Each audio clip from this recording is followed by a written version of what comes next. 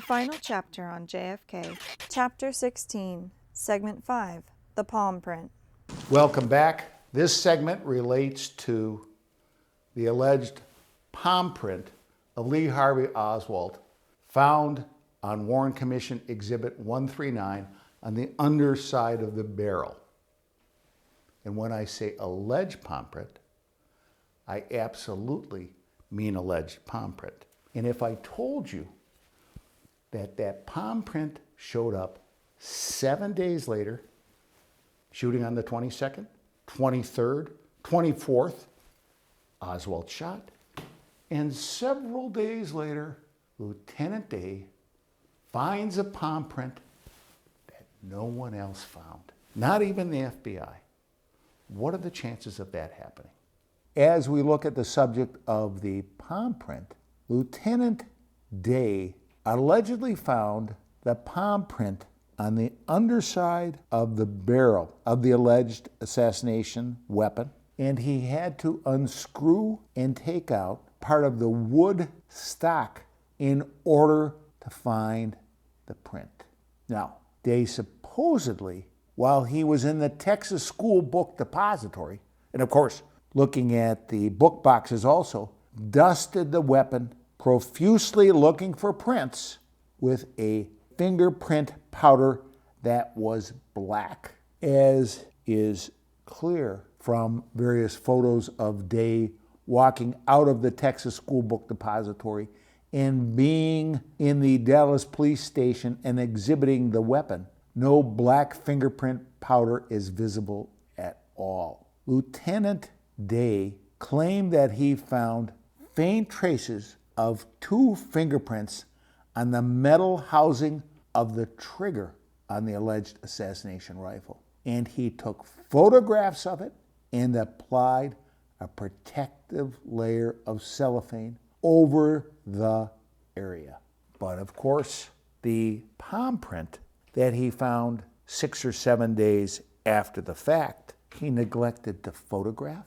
He neglected to wrap in cellophane like he did with the 2 faint traces of fingerprints. He forgot to mention it to anyone else. He forgot to state it publicly. And his excuse was he was being rushed to get the weapon out of his hands and to the FBI. The problem is, Day took the photographs of the 2 faint traces of the fingerprints at 8 p.m.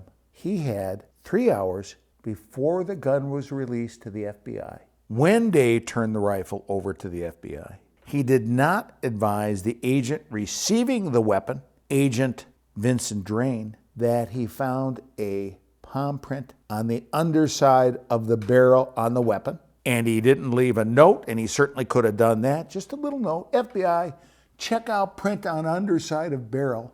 He didn't do that either.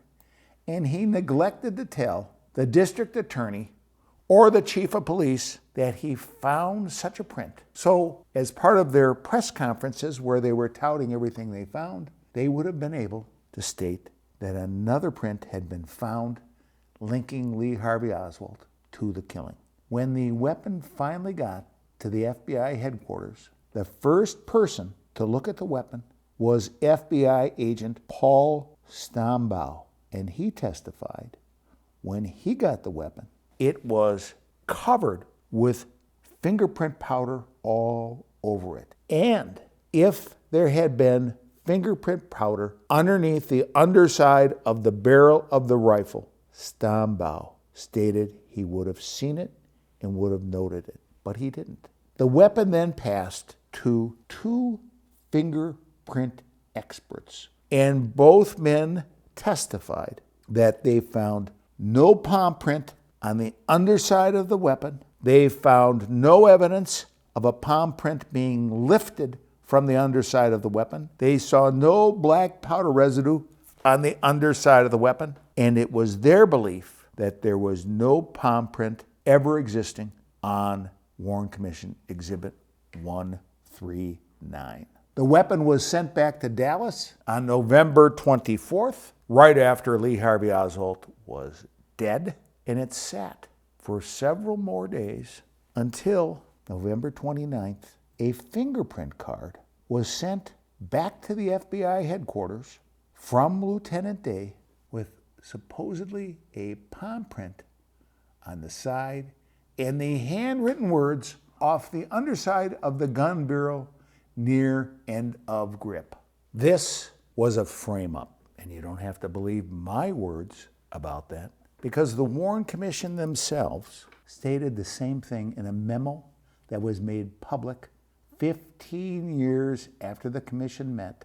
And the commission stated in an FBI memo that they were skeptical of the palm print on the rifle and that there was a serious question in the minds of the commission as to whether or not the palm impression that had been obtained from the Dallas Police Department was a legitimate latent palm impression removed from the rifle barrel, or whether it was obtained from some other source, and that for this reason needs to be resolved. This was an FBI memo prepared on August 28, 1964, and released to the public in 1978. That might be bad enough, but the actual FBI agent who received the rifle from Dallas Police Lieutenant Day and who wasn't told about any print found or existing, Agent Vincent Drain, when interviewed about this matter almost 25 years later,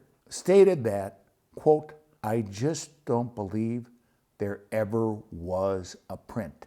All I can figure is that Oswald's print, was some sort of cushion because they were getting a lot of heat by Sunday night. You could take the print off Oswald's card and put it on the rifle, something like that." End of story. Rifle with no prints. Almost a week later, Lieutenant Day finds Oswald's palm print on it. Now, I'm not much of a gambling man, and I can't always guarantee that everything I say will be true or correct.